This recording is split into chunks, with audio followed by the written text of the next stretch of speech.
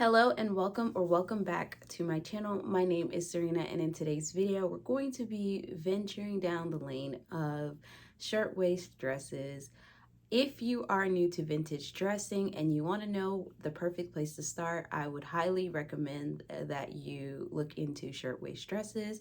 I'll be making one here today, and I think it's a great place to start because shirtwaist dresses transcends multiple decades. They have always been in style and they don't seem to be going anywhere.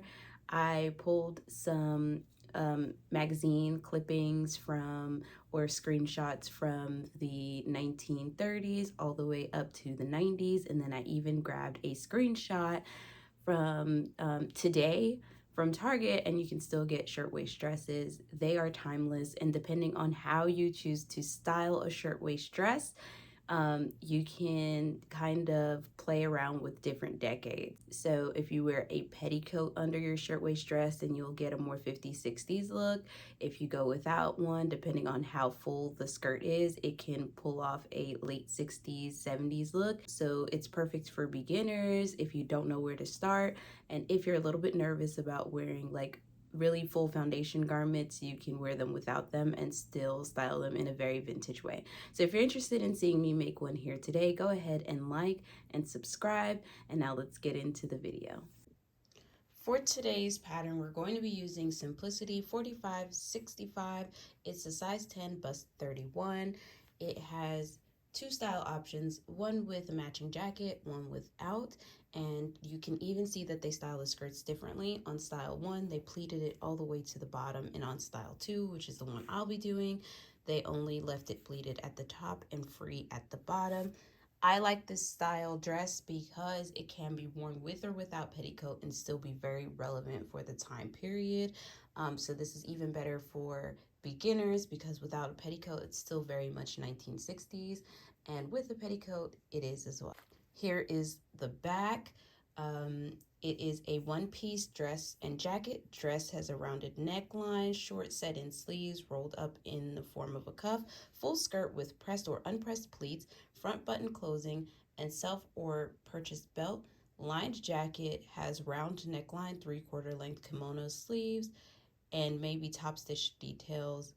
And these are the pattern pieces and the fabric requirement. For the fabric, I will be using this pretty yellow quilting cotton, and I'll just be making the dress today. I do not have a material for the jacket. I really love the artwork of the mohair, so I would love to do that in the future.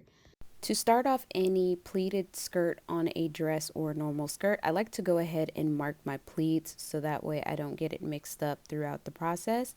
So in this case, you want to bring the solid lines to the dashed lines, and in order to mark my pleats, I like to use chalk and then snip the other lines.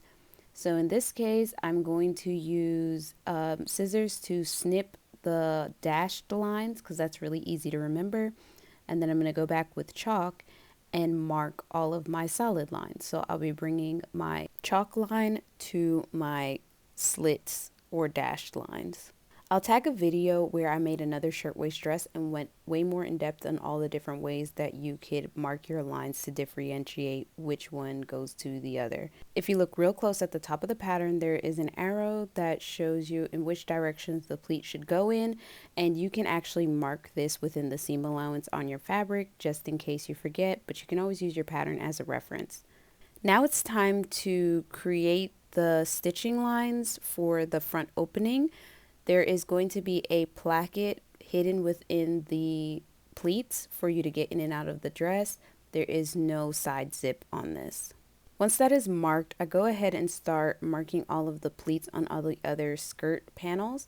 This is my favorite style of shirtwaist dress because with the front placket opening, you get a closer fit than the ones that have a zipper located underneath the arm.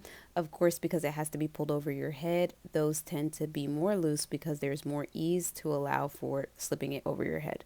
I have found that the earlier shirtwaist dresses from the 50s earlier have a side zip and have to pull over your head. Also, the shirtwaist dresses that are gathered skirts or soko skirts usually have to pull over your head. And then the 60s and late 50s usually have like the hidden placket in the front or feature the pleated the pleated skirts. So the pleated skirts are the ones that I usually go for because I love the fit of the bodice. I am sewing on the stitching line and preparing to cut that opening. Once I'm done doing this, then I'm going to create some bias tape of my own to cover up that stitching line. I find that whenever I have enough to make self-faced bias tape, I go for it. The pre-made kind is usually kind of stiff and bulky, so whenever I can just use a little bit of scrap, I always prefer to do that as opposed to using the store-bought one. That being said, when I need a large quantity of bias tape, then I always use the prepackaged, and I have lots on hand. Another bonus to wearing the pleated front opening shirtwaist dresses is that I usually don't have to do a full bust adjustment on these. I found that the ones that I pull over my head have so much ease in the bust that I usually have to do a full bust adjustment. And I've made quite a few of these front opening shirtwaist dresses where I've gotten away with not doing one, except for in my very last shirtwaist dress that I did for Halloween of last year.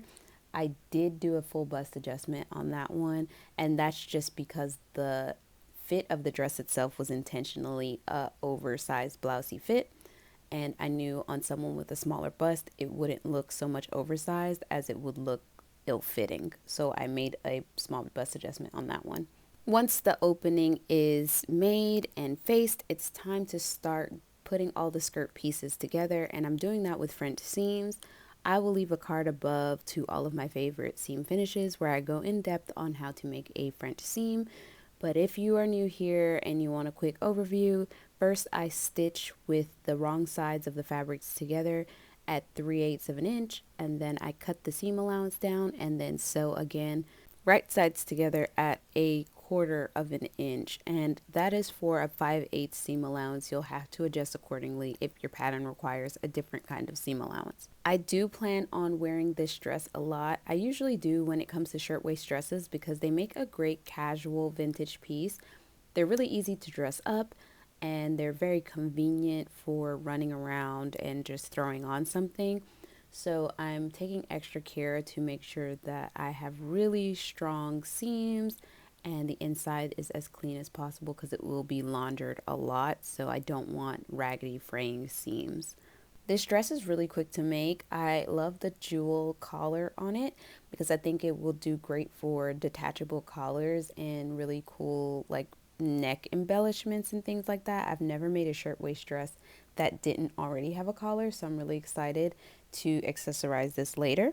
I love that it has that added like bolero or jacket that came in the pattern, and I don't plan on making that today or even anytime soon because I noticed that the example was a mohair jacket and I really would love one, but I was searching on Etsy and the mohair is like $30 a yard, so definitely something I'm gonna have to save up for. And then if I do get it, I think that a mohair jacket deserves to be on something nicer than a quilting cotton dress, so I'll have to upgrade that too.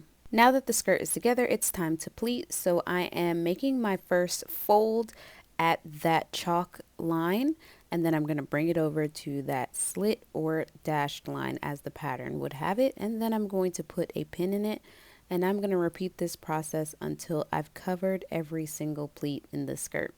This is my preferred way to do it, but again, you can do it in many other ways, including using different color head pins. Now it's time to baste everything in. Basting is really important. You can do this by hand or you can do this by machine. And I'm quickly putting in a basting stitch to hold all of my pleats in place. I'm staying within the seam allowance, and I'm getting as close to it as possible. After this, I hem my skirt and I put away my pattern pieces and move on to cutting the bodice. I like to work in sections so I don't have too many pieces out at once and I can easily keep up with all my pattern pieces. As stated earlier, I was pretty sure that the bodice would fit well and I wouldn't need a small bust adjustment, but just to be sure, I did a tissue fitting on my professional dress form that is very close to my size and measurements, and it worked out pretty good, so I felt comfortable with moving forward with cutting out the bodice. So now for one of my favorite parts of this project, I have some vintage tracing paper that I just have up on display in my sewing room, and I decided to give it a try. This belonged to my husband's grandmother, and I've never actually used it because I just don't mark my darts that way. So I put the carbon paper colored side down facing the fabric, and then I put my pattern on top, and I grab my tracing wheel, and then I just go over the dart marking to see if it would still transfer after all of these years. And to my surprise, it actually did transfer. It's very light and perfect for seeing it. I'm going to zoom in a little so you guys can see, but it works fantastic. And now I want to order some tracing paper because I loved how quick and accurate it is. And then because I have the tracing paper out already, I just go ahead and trace all of the darts on all of my bodice pieces. I even marked the buttonholes and everything like that later on as well. Also, I was only inspired to do this when I realized that the pattern itself had tracing marks, like the markings from a tracing wheel on it. So I was just like inclined to give it a go. And the tracing paper kit that I had came with paper in different colors, just the same way that chalk comes in different colors. It came in blue, yellow, white, and red, the same color as my tailor's chalk. Now it's time to interface the bodice, and to do that I marked the fold line onto the bodice piece, and then I pressed the seam or the fold into it, and I use that as a guide to line up my interfacing, to stabilize my buttonholes and button. I press my interfacing down, and then I move it over to the sewing machine to start attaching the bodice front and back at the shoulders using French seams. I originally had different plans for this fabric, but I didn't end up having enough to make that dress. I wanted it to be a pretty flowy summer dress, but the summer's coming to an end. I didn't want to purchase any more fabric, so I figured that because of the hues of yellow that's in this, it would work well for an end of summer as well as a fall dress, especially since it has a longer short sleeve. It will work well under a cardigan or a swing coat, and I had lots of options for wearing this in the fall. I am someone who loves pastels all year long, and I definitely feel like yellow is an appropriate fall color considering leaves turn yellow. I remember last year was the first time I felt comfortable enough to go full pastel all year long, which had me making content that was still very much spring in nature in the color scheme, but winter in nature when it came to the styles. And someone said that I never wear the proper colors for the weather, and that kind of made me laugh because I definitely dress for my feelings and emotions as opposed to the gloomy weather. I've worn the appropriate winter colors most of my life, and it's done nothing for my mental health. And so I am all pastel forever. It brings me so much joy, and I truly love it. Plus, even though I don't match the weather, I match my vibe and I match my home. The video is coming to an end soon, so I am finishing up the bodice by closing up the side seams. I did do French seams on the sleeves because, again, I wanted a nice seamless finish on all of my seams. I'm adding in a buttonhole with my Singer Professional buttonholer. It's a vintage attachment. I'm adding fray check to all of my buttons, and then I add some vintage buttons that was sent to me by my friend Sunray Doll. I'll link her channel and Instagram. And then we close up the waist seams on the skirt or the dress with some bias tape. If you enjoyed this video, please consider liking it. Also, if you'd like more videos like this, go ahead and subscribe. If you would like to see what I'm up to in real time, you can join me over on Instagram at @SewRena_. If you'd like to support this channel further, you can give me a virtual tip over on Ko-fi or become a bobbin over on Patreon, where I have exclusive content. You get sneak peeks on upcoming projects, as well as access to direct links and a shopping list to all the materials I use in my videos. I would absolutely love to have you over there. Special thanks to my bobbins. I truly appreciate the extra support. Liking, commenting, and sharing this video is still a very effective way of helping boost my videos through the algorithm. I truly appreciate everything. I hope you enjoy this outfit. This is the shirtwaist dress worn without a petticoat. I don't have one that's short enough for this dress, so I'll have to make a new one. And here I style it with a detachable collar. It's a fall themed collar. I hope you enjoyed this look, and I look forward to seeing you all in the next one. Have a wonderful rest of your day. Bye.